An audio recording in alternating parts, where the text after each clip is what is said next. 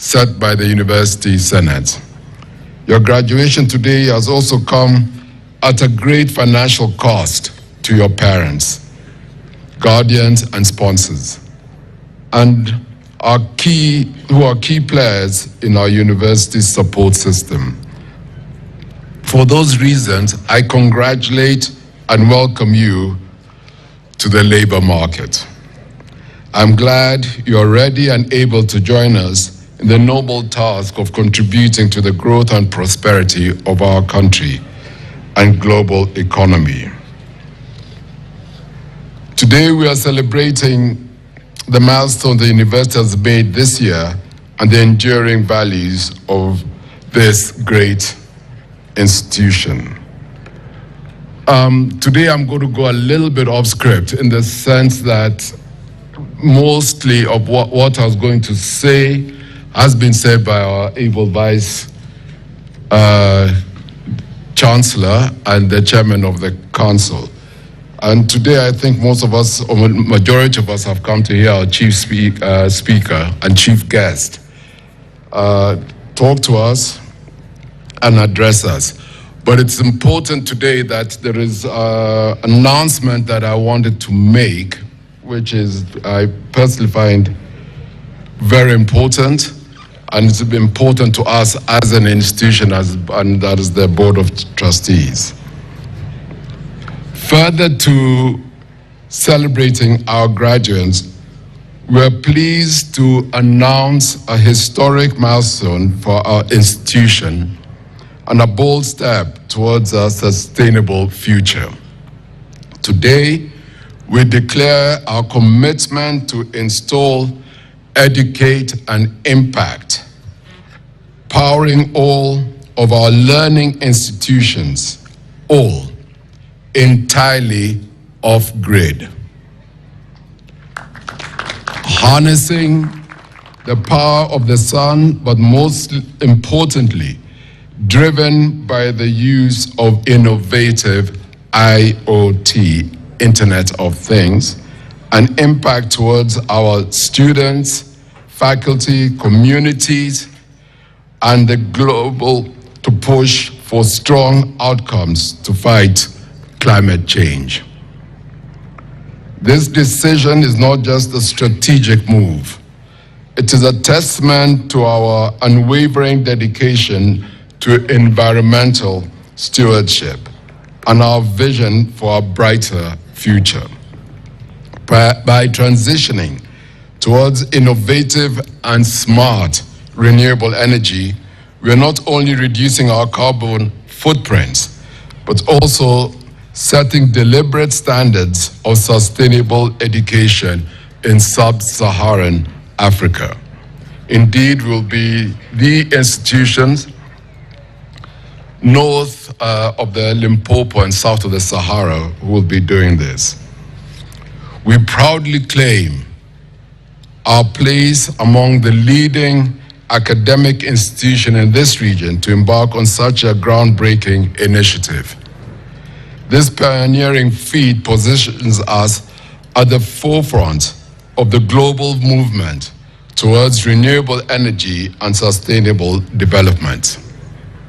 By embracing innovative and smart renewable investments, we are not only speaking to SDG 7 solar power about ensuring access to clean and affordable energy, which is key to the development of agriculture, business, communication, education, healthcare, and transportation. Moreover, this move will empower our institution to operate independently of traditional power grids, ensuring uninterrupted learning and research even in times of interruption of power. By harnessing the sun's energies, we are not only powering our classrooms, but also illuminating the path towards a more equitable and sustainable future for the communities around us.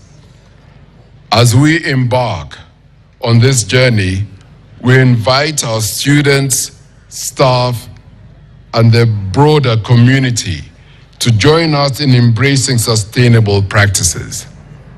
Together, we can inspire future generations to become responsible global citizens and drive positive change. Let us harness the power of the sun to illuminate our minds, empower our communities, and build a brighter future for all. It is now my duty to introduce our chief guest. Distinguished ladies and gentlemen, with great humility, it is now my pleasure to introduce our chief guest and graduation speaker for the 20th congregation of Kabarak University. His Excellency, the Right Honorable Raila Amolo Odinga. In October 2016, His Excellency, the Right Honorable Raila Amolo Odinga, was appointed African Union High Representative for Infrastructure Development in Africa, a position he held until February 2023. From 2008 to 2013, His Excellency, the Right Honorable Odinga, was the Prime Minister of the Republic of Kenya. He had been a member of Parliament since 1992. Today, he leads one of Kenya's most prominent political parties, Azimio la Umoja One Kenya Alliance. In February 2024, he announced his candidacy for the African Union Commission chairperson. Besides his career in politics, His Excellency, the Right Honorable Odinga, is also a successful entrepreneur, having founded the flagship family business, East Africa Spectra, a manufacturing of gas cylinders for Kenya and the East African region. Over the past 5 decades, His Excellency, the Right Honorable Odinga, has dedicated his life and career in improving people's lives through service to Kenya, Africa, and the world. He's a peacemaker, a mediator in African and global conflicts. In the 1990s, His Excellency, the Right Honorable Odinga, worked closely with the International Republican Institute to broker peace in Mozambique and Burundi. In February 2011, he was appointed Special Peace Envoy of the African Union following the post-election crisis in Côte d'Ivoire. He also served as an elected observer in several countries, including Nigeria and Zimbabwe. His Excellency, the Right Honorable Odinga, is a global statesman and a Pan-Africanist who believes in an African continent that holds the key to a prosperous global future and its immense natural and human resources. He promotes African sovereignty, economic prosperity, independence, stability, and security. His Excellency, the Right Honorable Odinga, also champions African integration through infrastructure, commerce, and the free movement of Africans across borders, as well as an advocate for African geopolitical interests, values, and Ubuntu. He is a political visionary, entrepreneur, organizational and institutional mobilizer, author, and thought leader. His Excellency, the Right Honorable Odinga, has represented Africa at various international forums and summits and articulated African perspectives on multiple issues, including trade, development, climate change, peace and security. His participation in these global events has helped us amplify Africans' voices and concerns in the international stage. His Excellency, the Right Honorable Odinga, has received honors and recognitions for his various roles, including an honorary doctorate of letters from the University of Nairobi for restoring peace to Kenya during the 2007 elections. Distinguished ladies and gentlemen, please help me to welcome His Excellency, the Right Honorable Raila Amolo Odinga.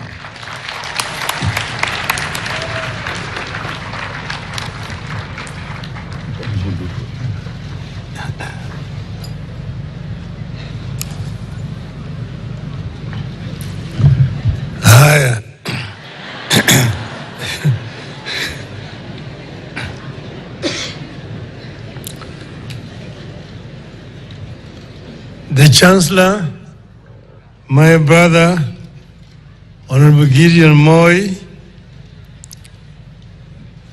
the Chairman of the University, Dr. John Kibosia, Vice Chancellor, Professor Henry Kiplagat, trustees, administration, faculty, students, friends of Kabarak, and the graduating class for 2024.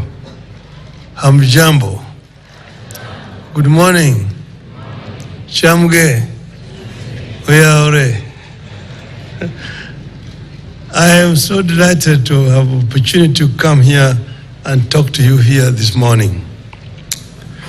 I want to say that it's not my first time to be here. I was here in one of the graduation classes when I was invited by the founder of this university, the late President Mzee Daniel Toroitich Arap Moi. So when Gideon asked me to come here, I told him, of course, I'm very delighted to come, and I'm here. I want to complete maybe his introduction of me. Apart from many things he's talked about me, he never told you that I'm also an academician. I am a mechanical engineer by profession, a registered engineer, a chartered engineer. And I taught engineering at the University of Nairobi for 4 years before I went to try the business he's talking about. And therefore, when I come here, I feel very much at home with you people. I value education, because I know what education means to a country like ours. I also been given an honorary doctorate, University of Maseno, University of Nairobi, University of Lincoln Queen in Malaysia, and University of Florida, United States of America. So I have attended graduations very many times, and I'm very happy to preside over this occasion. But let me congratulate the Chancellor, my brother, Honorable Gideon Moi, and you and your team for the steady hand with which you have continued to guide this university. We are witnessing planned growth, solid infrastructure, and world-class degree programs in a very serene learning environment. I've come on a chopper and I've had a kind of panoramic view of what is taking place here.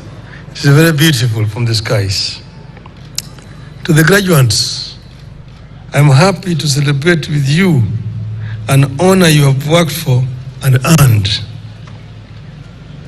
Whatever we say or do today, this is your day, and it is your life's milestone. Enjoy it with your parents and friends. Congratulations to the Kabarak class of 2024.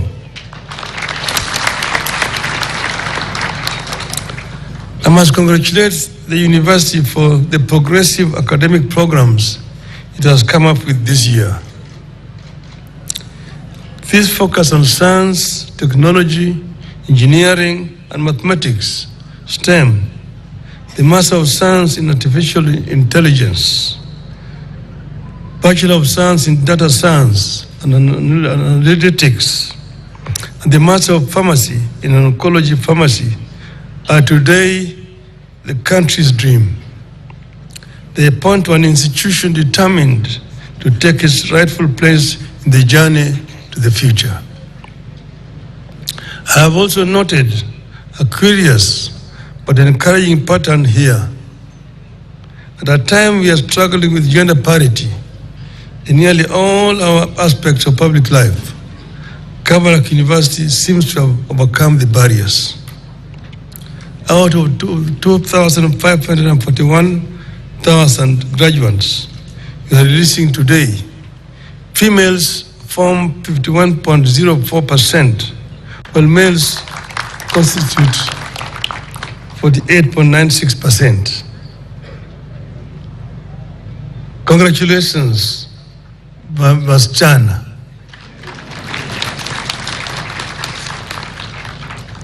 The women have attained the famous 50+1 mark here in Kabarak University.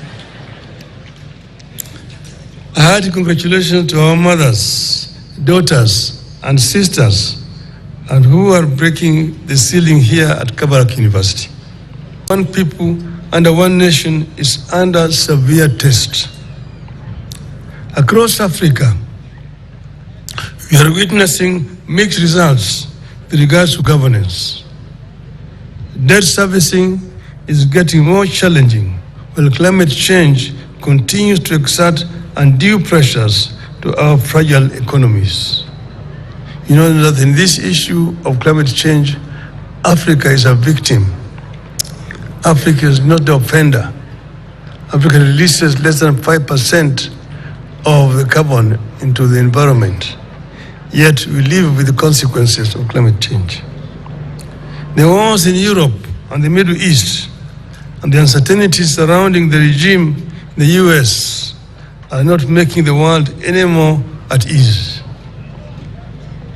At this moment, many of you here may rightly be wondering whether you will be able to earn a living in the years ahead. Some of you may even be questioning whether the education you have attained here was worth the effort and the money. Because of these uncertainties, the country is awash with prophets of doom and gloom. Men and women busy encouraging people to embrace hopelessness as a way of life and give up on this country the way to save the country.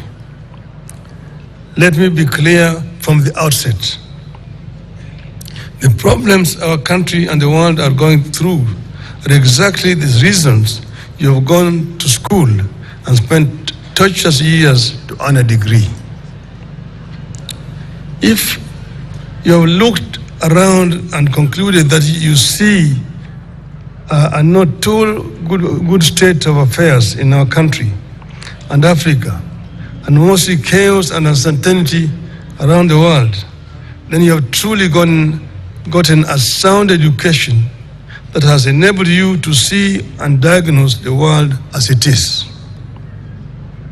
Your parents and your country have offered you the education so that you can courageously, relentlessly, and honestly face these challenges with clarity of vision and help to find solutions. As a country, you have choices to make in the wake of these challenges. You have to decide whether to add fuel to the fires around us, and in so doing create more desperation and make it more difficult for us to confront our challenges. You can also help dampen the fires, mute the drums of war, and in so doing create a conducive environment for finding solutions to the problems. The choice is entirely in our hands. Let me make a personal stand. I believe that in times like these, surrender or retreat or lamentations are not options. You cannot sit back and say, things are too bleak, let us do nothing. That is foolish. You cannot say things are too bleak, let's do everything now. We cannot say this is not working for us, so let us burn down the entire house. And we cannot say our country is none of our business. Kenya is our business. This is the time for the people who have interacted with education to reflect on our condition vis-a-vis our aspirations and try something that puts the country on the path of our hearts. Kenya has come this far by always trying out ideas, improving on the previous ones, and seeking the middle ground on contentious issues. I invite you to stay on that path. More importantly, I invite you to stay engaged in the affairs of this nation. To the youth in this congregation, Africa needs your enthusiasm, imagination, courage, and ability to face the world as it is. I encourage you to use this education not to lament about a country you wished for, but to make the country that you are being presented with. Whatever you choose to do, just never give up. Let me share with you a small reminder from this very institution. And before I do that, I recently addressed the continent of Africa in Addis Ababa. And I told them that I'm an Afro-optimist and Afro-centrist. Afro-optimists as opposed to Afro-pessimists. There are those who believe that Africa is a lost cause, a basket economy, and there's a failed continent. But Afro-optimists are those who believe in the ability of the African people to develop Africa, and that we can do it. Africa is the richest continent on this planet Earth in terms of raw materials. The paradox is that the richest is also the poorest in terms of living conditions of its people. This is what we must change. Of course, there are historical facts which can be used to explain why we are where we are today. But we should stop lamenting and look forward to the future. Africa today is the youngest continent in terms of population. Over 60% of our population are below the age of 25. So the youth can be a bonus or a curse. If you do not empower the youth, then they become a drag to the society. They become delinquents, drug addicts, criminals. But if you empower them by giving them requisite skills in education, then they become a source for wealth creation. They will become factors of creating wealth. And that's what we must do in our country, to empower our youth by giving them skills, so that when they come out, they can become the manufacturers in our country. And that's why I congratulate this university for offering these opportunities. The very fact that Kabarak University is a testimony to never giving up, no matter the obstacles. We all know the history of the founder, President Daniel Toroitich arap Moi, his foundations in life, his struggles from Stacho to Nairobi, the personal and political tribulations in Kenya's treacherous terrain, his refusal to give up in his focus on education as a sure path to a successful future. Many of you here will never witness the difficulties he faced in his early life. Because he and many of his generation refused to give up, he found the path a little smoother. From his example, it is clear that the future belongs to those who seek to shape it despite the desperation of the present times.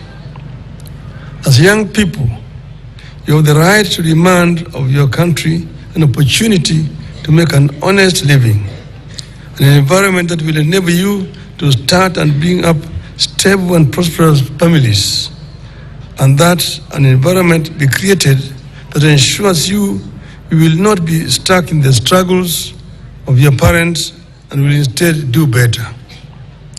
You need an assurance that everything is being done to ensure you grow up in a clean and healthy environment. You deserve all this, and I encourage you to keep pressing. But I also want to remind you of the words of the President Franklin Roosevelt, spoken at the University of Pennsylvania on the 20th of September 1940, under the circumstance much similar to ours today. Roosevelt said, and I quote, "We cannot always build the future for our youth, but we can build our youth for the future." Unquote.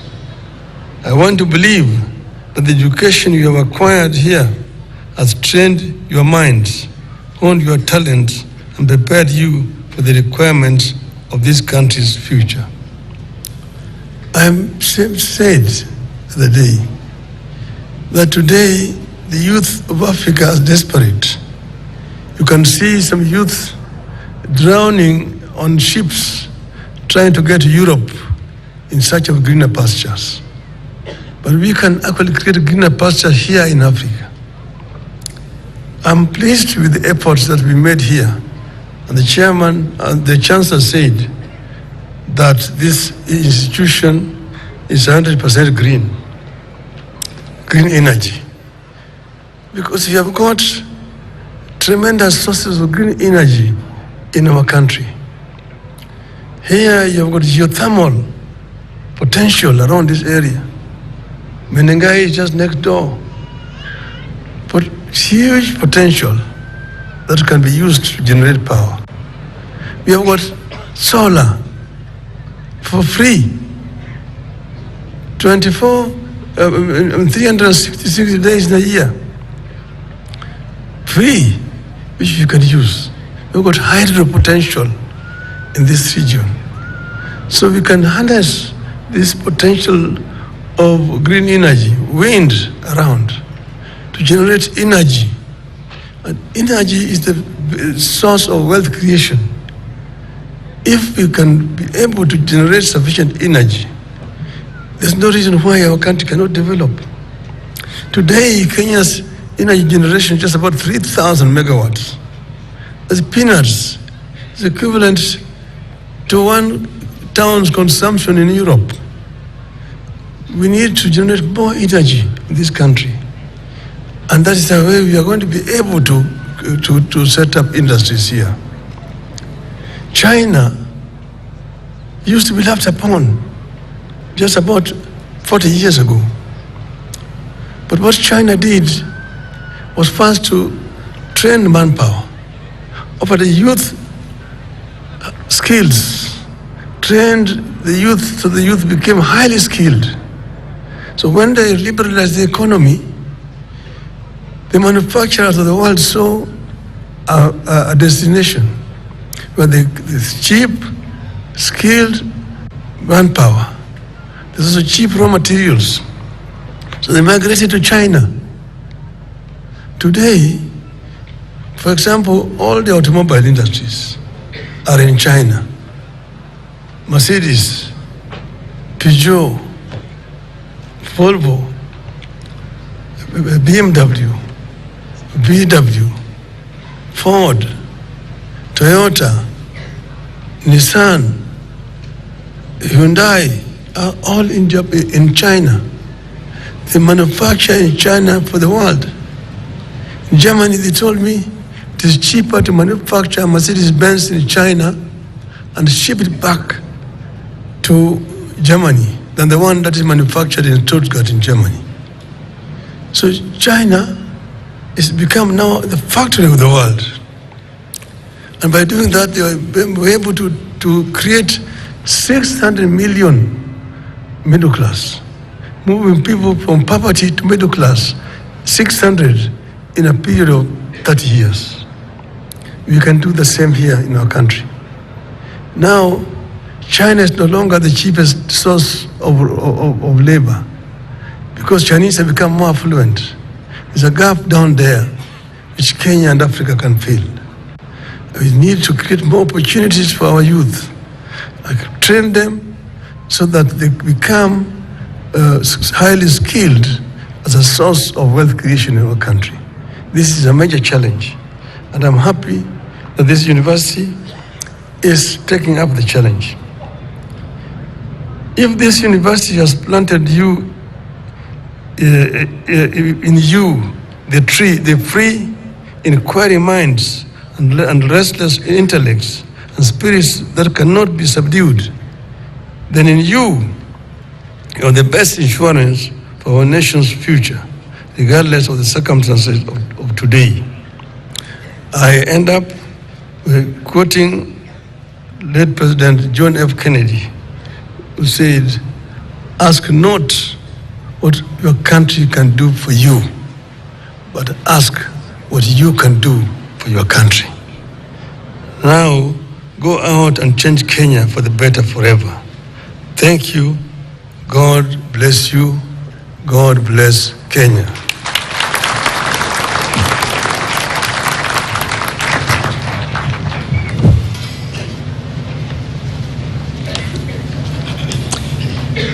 Honorable Chancellor Sir,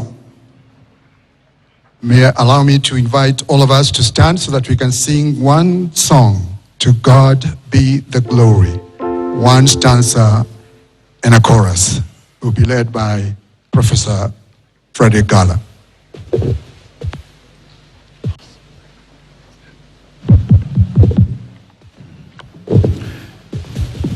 Evanson.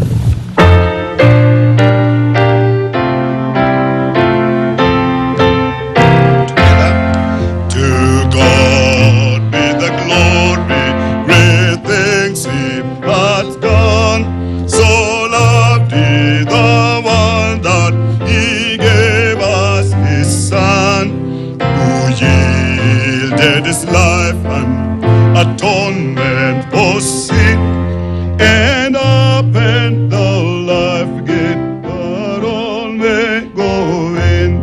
Praise the Lord, let the earth hear his voice. Praise the Lord, let the people rejoice. Who come